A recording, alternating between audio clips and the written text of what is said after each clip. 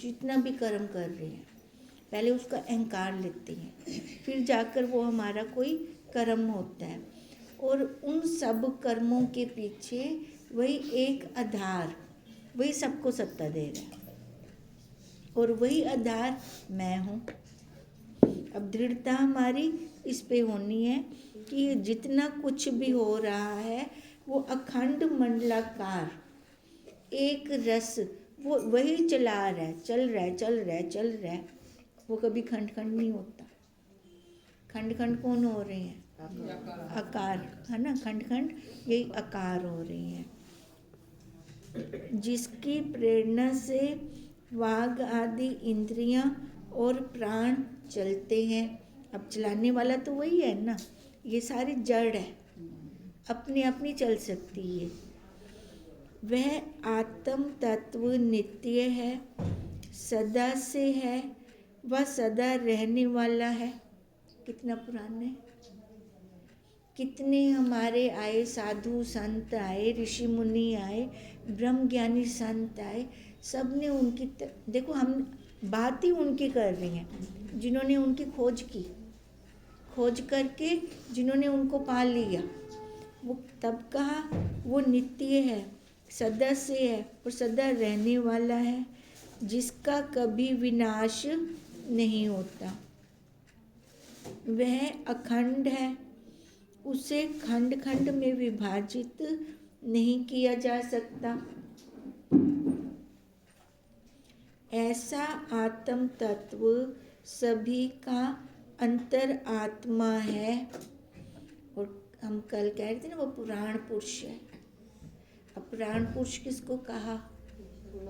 वही आत्मा, वो जिसका सबके अंदर जो विराजमान होकर बैठा है, वही पुराण पुरुष है। वही अन्य सभी प्राकृति है।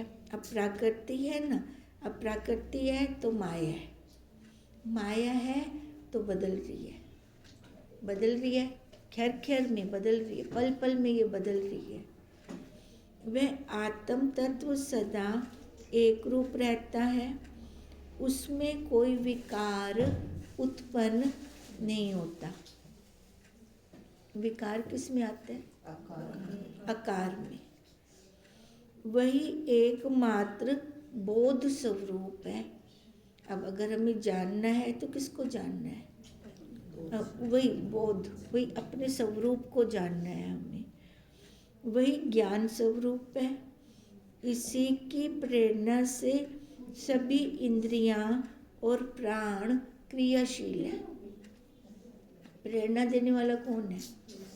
वही साक्षी, वही सबको प्रकाशित कर रहा है।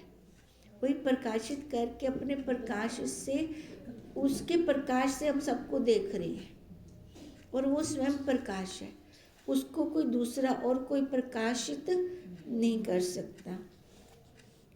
इस सर्व आत्मा अर्थात बुद्धि रूपी गुहा में नित्य अव्यक्त अवकाश के भीतर एक परम प्रकाश में आकाश सूर्य के समान अपने तेज से इस संपूर्ण जगत को प्रकाशमय करता हुआ बड़ी तीव्रता से प्रकाशमान हो रहा है।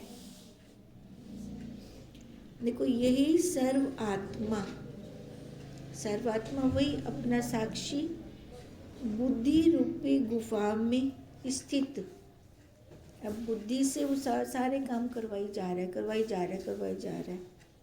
और अव्यक्त अवकाश, अब हमें दिखाई भी नहीं दे रहा, कैसे वो सब, जैसे आकाश है ना, आकाश का क्या धर्म है? अवकाश, अवकाश देना आकाश का धर्म है। ये सबको जगह दे रहा है वो। अब ऐसे बुद्धि में स्थित होकर, हमें नहीं पता बुद्धि कहाँ है, मन कहाँ है, चित्त कहाँ है, पर बुद्धि में स्थित होकर सभी को प्रेर रहा है वो। सभी को अंदर भीतर एक परम प्रकाश में अंदर बैठा सारा कुछ करवाई जा रहा है। पर देखने में क्या आएगा? देखने में आकार, देखने में क्या आएगा? आकार। ये आकार ही तो है। अब ये क्रिया कर रहा है ना आकार, अब ये क्रिया, वाणी बोल रही है, कान शब्द ले रही हैं, है ना, हाथ पैर अपने चल रही हैं। अब चलाने वाला कौन है? साक्षी। दिखदा है कहना, दिखदा कहनी, दिखदा कौन है? आकार, जो शरीर दिखदा पे, पर है वो छुप्या पे। तभी हमारे गुरुदेव ये गुहु ज्ञान है ना, गुहु ज्ञान उजागर करवा रहे हैं। ये उजागर भी इसी आकार से ही होगा। हमारे पास कोई दूसरा साधन नहीं है कि हम जिससे ये प्राप्त कर सकेंगे। चाहिए यही आकार, इसी आकार से उसको हम प्राप्त करेंगे। फिर इस आकार को भी छोड़ देंगे, फिर इसकी जरूरत नहीं है हमें। फिर इस संपूर्ण जगत को प्रकाशमान करता हुआ बड़ी तीव्रता के साथ प्रकाशित हो रहा है। बोलने में हमें टाइम लग रहा है, पर उसकी अनुभूति का कोई टाइम नहीं है ना। शब्द बोलने विच आपको टाइम लगता पे, पर वो तो पहले ही ता शब्द बोलिया वेंदा पे, तभी का बड़ी तीव्रता के साथ प्रकाशित कर रहा है। पर हमारी दृष्टि रुके तो ना, काम कैसे बनेगा हमारा? जब हम रुक कर देखेंगे, चलते चलते देखें तो इन्ना साफ क्या दिखाई देता। रुकते देखो ता आप आख दो ना, हाँ मैं चलते चलते हमको डिठा था है, पर मेरे को ना साफ पता कहने चल लिया। आराम में रुकते देखा है ना, ता ज़्यादा पता चलेगा। अब ऐसे इसको जब मैं रुक कर देखूंगी, वो अनुभूति होएगी फिर मेरे को अपने आप के होने की। नहीं तो अब तक अनुभूति क्या है? आकार की है ना अनुभूति। हिडे दर्दे हिडे हिडे, ये आकार है तो विकार है, साथ रहेगा। हम कहीं आकार और विकार ना हो तो पॉसिबल नहीं है। चलेगा, आकार के साथ विकार चलेगा, पर वो जो साक्षी है, जिसके कारण आकार है, जिसके कारण विकार है, वो एक रस, उसमें कोई बदलाव नहीं है। वह एक ही सत्व आत्मा एवं प्रकाशमान है। यह अन्य किसी से प्रकाशित नहीं होता। वह बुद्धि रूपी गुफा के भीतर स्थित रहकर उस अव्यक्त अवकाश के भीतर से संपूर्ण जगत को प्रकाशित कर रहा है। जैसे हम उदाहरण लेते हैं ना, वो दिया अंदर जल रहा है, बारियों से प्रकाश बाहर आ रहा है। अब उस प्रकाश में बाहर का काम कर रही हूँ, पर दिया कहाँ है? अंदर है ना। बारियों से प्रकाश आ रहा है ना, बारियों के प्रकाश से काम हो रहा है सारा। अब ऐसे वो अंदर उसका दिया स्वयं प्रकाश चल रहा है, और ये बारियों के प्रकाश से, इन बारियों से बाहर जा रहा है उसका प्रकाश। तब मैं देख रही हूँ, तब मैं खा रही हूँ, तब मैं सो रही हूँ, पर भुलेखे से इसको मैंने उसके प्रकाश को ना समझकर मैंने क्या कह दिया? मैं खा रही हूँ, मैं ले रही हूँ। ये गलत है। जैसे किराएदार मकान में बैठा है, किराया मकान किसी दूसरे का है, पर वो मकान मालिक आता नहीं, 7 साल 8 साल आता नहीं, तो उसको क्या लगता है? मालिक में है। हाँ, हुण इहो भी ना हिक्के वेरी आते वाला दसदा है सारा कुछ। वो तो 7-8 साल मालिक खुद बनने लग पैंदा है। अब इसको कितने साल हो गए, तभी तो भूल जाते हैं। तभी कहा ये गुहु ज्ञान है, छुपा हुआ ज्ञान है। बस प्रकाशित करने वाला वही चैतन्य है। वही चैतन्य एकमात्र प्रकाशित करने वाला है। यह मन और अहंकार रूप विकारों का तथा देह इंद्रियां और प्राणों की क्रियाओं का ज्ञाता है। बार बार वही कह रही है हमें भी, इंद्रियां आप पे कुछ कह नहीं करता, मन आप पे कुछ कह नहीं करता, इसको कराने वाला है। वो करवा रहा है इसको, तभी ये क्रिया हो रही है। अब जब त्रिपुटी टूट जाती है फिर क्या होता है, और शव है ना, है ना, शव को असा चाहती वधू, शव को वो क्रिया करवाई वेंद है, पर इस शव को बाद में समझे, बाद में समझण कितने भी ऐसा कहना रासू कि मैं शव हूँ, पर अभी फिर बाद में हम दूसरों को देखकर बोलते हैं ना शव, पर अभी मैं इसको समझ जाऊँ कि ये शव है और इसको करवाने वाला कोई और है, और जो करवा रहा है वही तो मैं हूँ, वही तो मेरी सत्ता है। उसी सत्ता से सारा प्रकाशमान हो रहा है। बार बार इंद्रियां कह रही हैं, प्राण कह रही हैं, मन कह रहे हैं, बुद्धि कह रही है, इसलिए कि बुद्धि में हमारे बैठ जाए। तब पाए हुए लोहो पिंड के समान उनका अनुवर्तन करता हुआ भी कुछ चेष्टा करता है, करता हुआ भी ना कुछ चेष्टा करता है और ना विकार को ही प्राप्त होता है। तपाए हुए लोहे पिंड के समान, अब तपे हुए लोहे को हम शेप देते हैं ना, जो हमसे मर्जी उसको आकार देते हैं, कहते हैं उसके अनुसार ये सब कुछ चेष्टा करवा रहा है।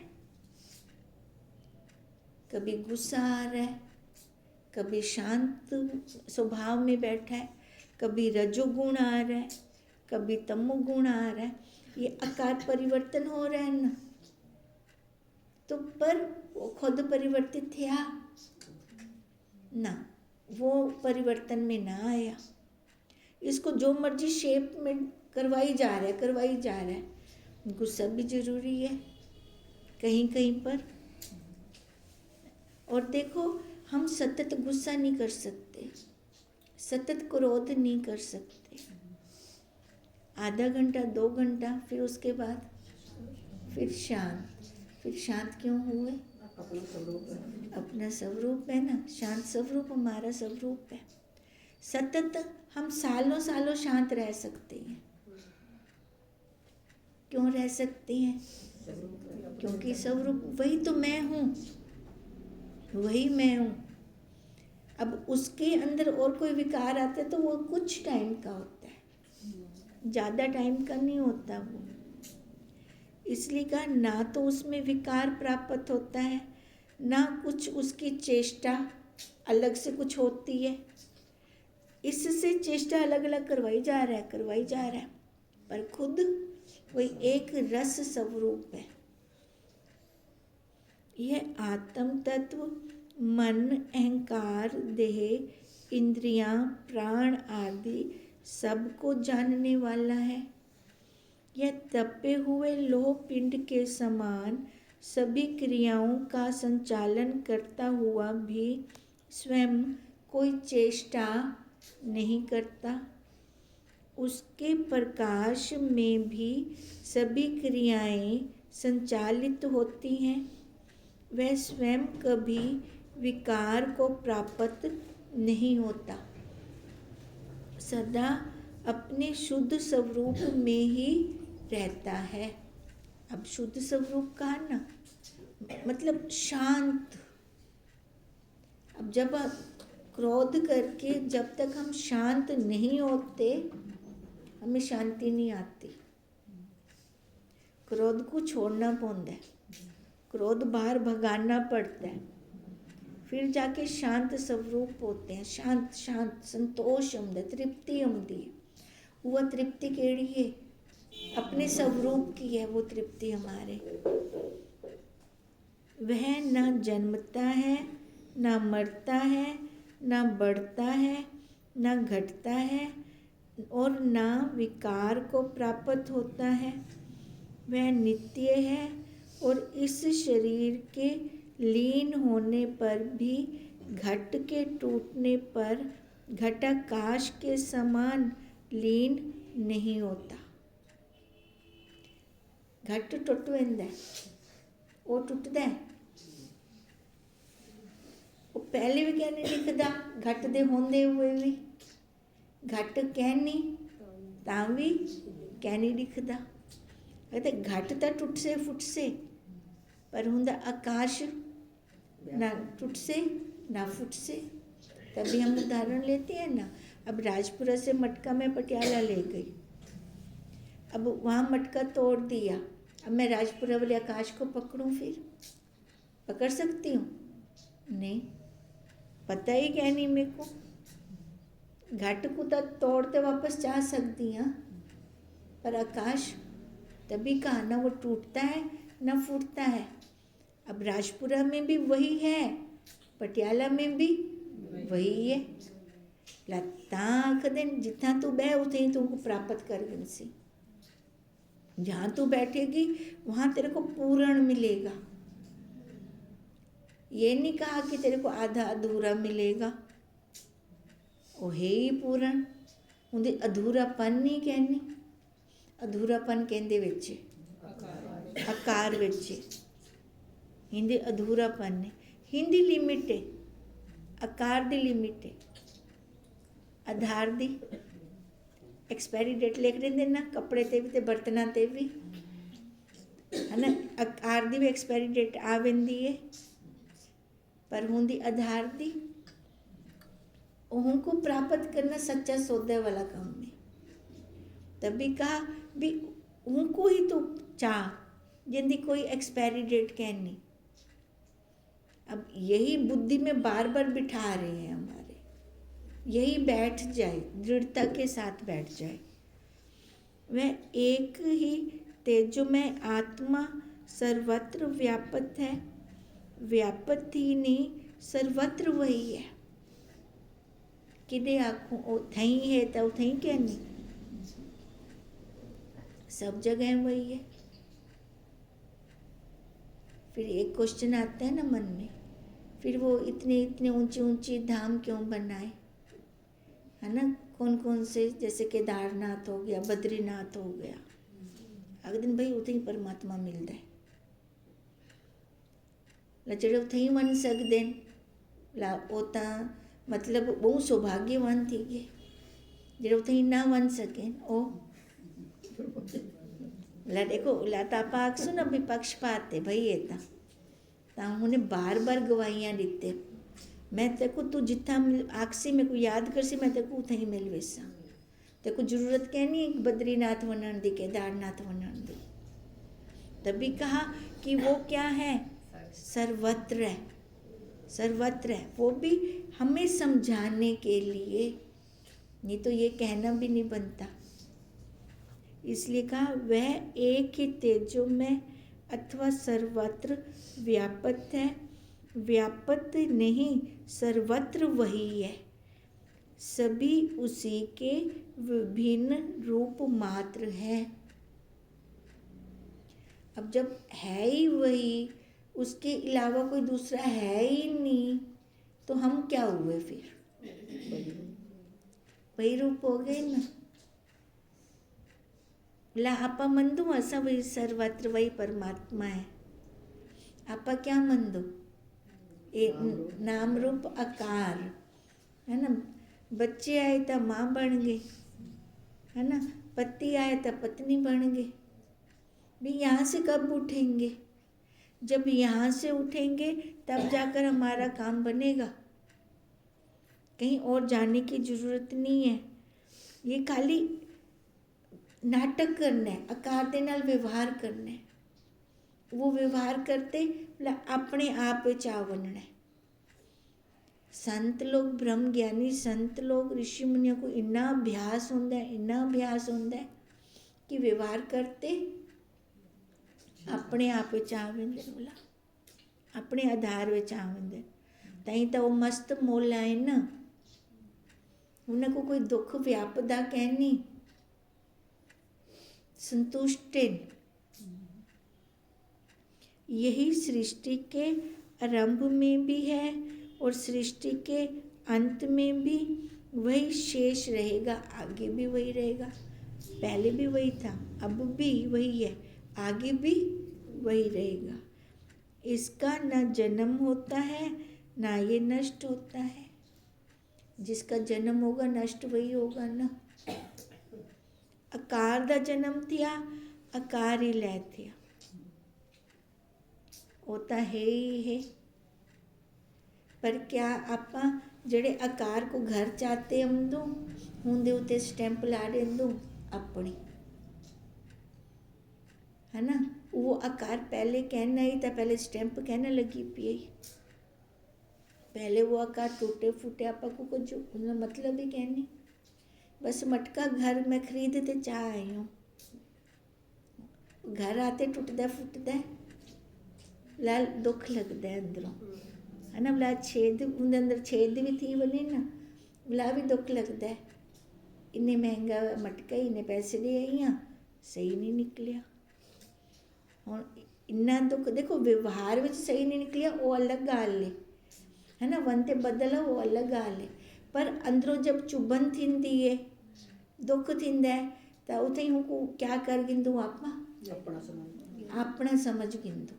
बस गुरुदेव आखते तू व्यवहार पूरा कर, सही नहीं निकलिया तो ये कहनी भी तू बदलन कहना वैसे तू बदला, पर अंदरों देखो चुभे ना कुछ, अंदर तक दुख ना थी वे, है ना। कई बार बहुत दूर का होता नहीं जा सकते, तो अंदरों चुभ से प्यावला, वो चुभन हटानी है। उसका कुछ लेन देन था, खत्म हो गया, बात ही खत्म। अब यही कहा, यही सृष्टि का एकमात्र मौलिक तत्व है, न टूटता है न फूटता है। आकार को लोगे तो आकार टूटेगा भी फूटेगा भी। यह घटता बढ़ता भी नहीं है, ना यह विकार को प्राप्त होता है, सदा अपने शुद्ध स्वरूप में रहता है। यह नित्य एवं शाश्वत है। देखो हमेशा कहाँ रहता है, शुद्ध शुद्ध स्वरूप, वही साफ जल। अब साफ जल में तो शक्ल दिखती है ना, और ये नित्य शाश्वत है। मैं कहा आज ये तो कल कहना ना, शाश्वत यो आकार कहने रासे ओ लावी होसे ही होसे, तथा सर्वत्र व्यापक है। जिस प्रकार घट के टूटने पर घट के भीतर का आकाश उस महाकाश में विलीन हो जाता है, उसकी पृथकता समाप्त हो जाती है, उस प्रकार यह किसी में विलीन नहीं होता। अगर जो घड़े का आकाश है ना, आकाश का आकार हटा देता तो महाआकाश ते आकाश एक को थी गया। ये आखते ने ये पहले तो अपनी बुद्धि विच यो बिठा के भी पहले ही तो वो सर्वव्यापक तो है, वो तो व्यापक है। यो घट दा आकार टूट से तामन सी ना, बोला तो अंतकरण तो बाहर थी वैसे ना, अंतकरण बाहर थी बना तो अपना काम कहना थी से यो आपा पहले ही मन गिनना है, पहले उसकी दृढ़ता कर लेनी है कि मैं वही ब्रह्म हूँ, वही शाश्वत हूँ। उस प्रकार यह किसी में विलीन नहीं होता। विलीन होने पर दो होना आवश्यक है। अगर दो हो से तो एक चीज लैथी से दो कहनी है, ये द्वैत में नहीं है, ये क्या है अद्वैत। एक एक भी नहीं कहना बनता, एक कहते हैं तो दूसरा साथ खड़ा है। जब वही एक तत्व सर्वत्र है तो कौन किस में विलीन हो, है ना। जब है ही वो तो कौन केंद्र विच लीन थी से।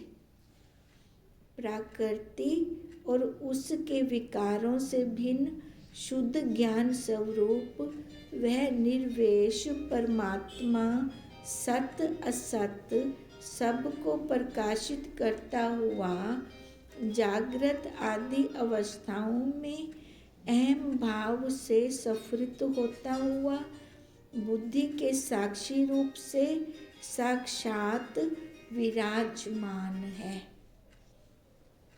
प्राकृति और उसके विकारों से भिन्न है, उनसे अलग। अब वो है तभी हमें विकार दिख रहे हैं। शुद्ध ज्ञान स्वरूप है, वह निर्विशेष परमात्मा सत असत सबको प्रकाशित कर रहा है। निर्विशेष कहा, उसको विशेष नहीं कहा। विशेष ईश्वर हो गया, ईश्वर कोटि में हो गया। निर्विशेष भी इनको आप कुछ नहीं आख सकते, ना विशेष ना शेष ना निर्विशेष, कुछ भी नहीं आख सकते इनको। हे वो हम छोटी लाइन में ता आखसा ना, कोई बड़ी लाइन हो से ता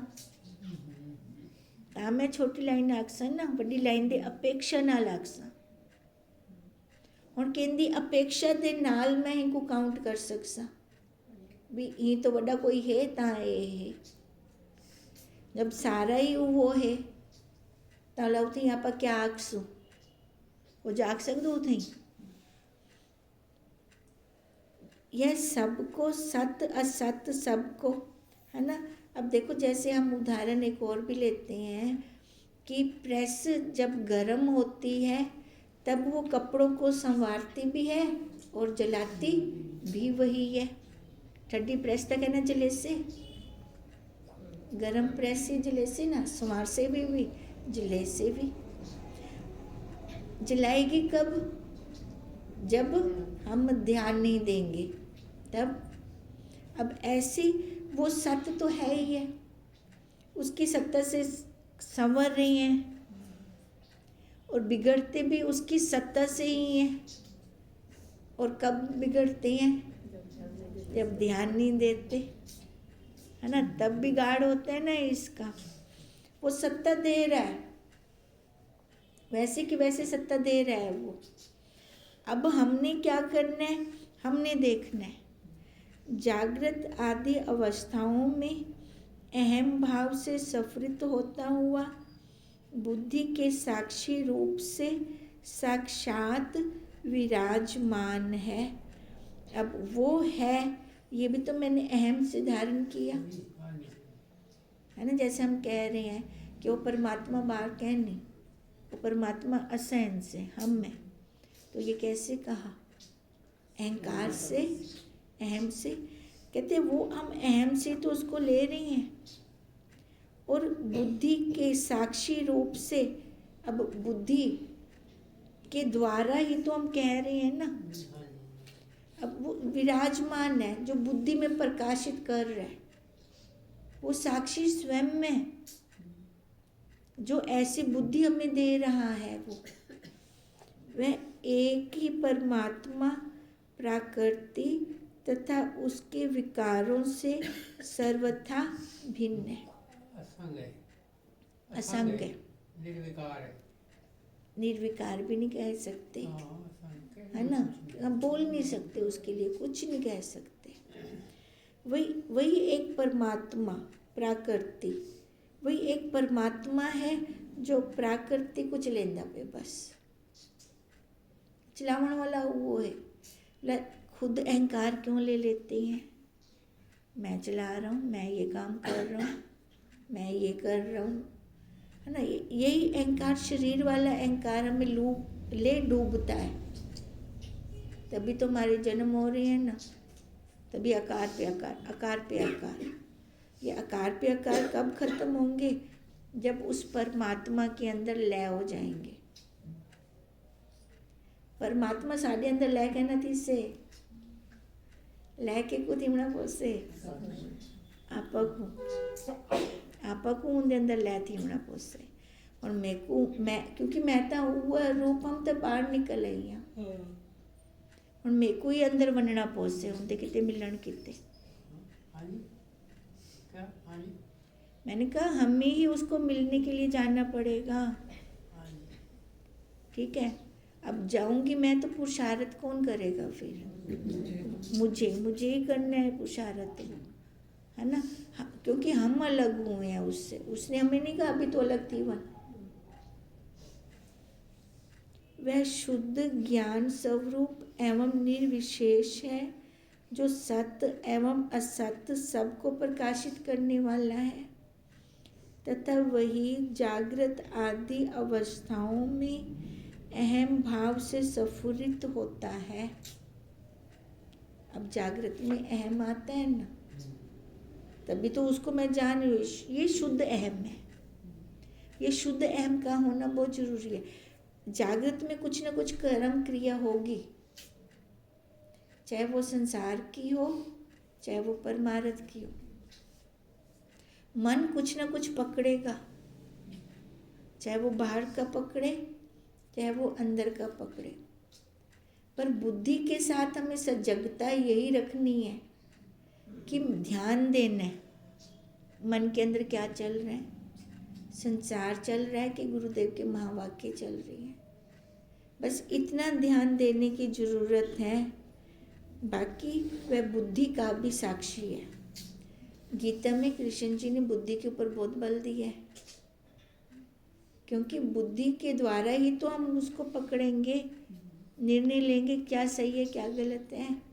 मन तो मिले उड़ता है, पर पीछे बुद्धि खड़ी है ना उसको दबोचने वाली, तो तभी वही बुद्धि को भी पर पीछे उसका प्रकाश है, वही प्रकाशित कर रहा है। ओम तम नमामि हरि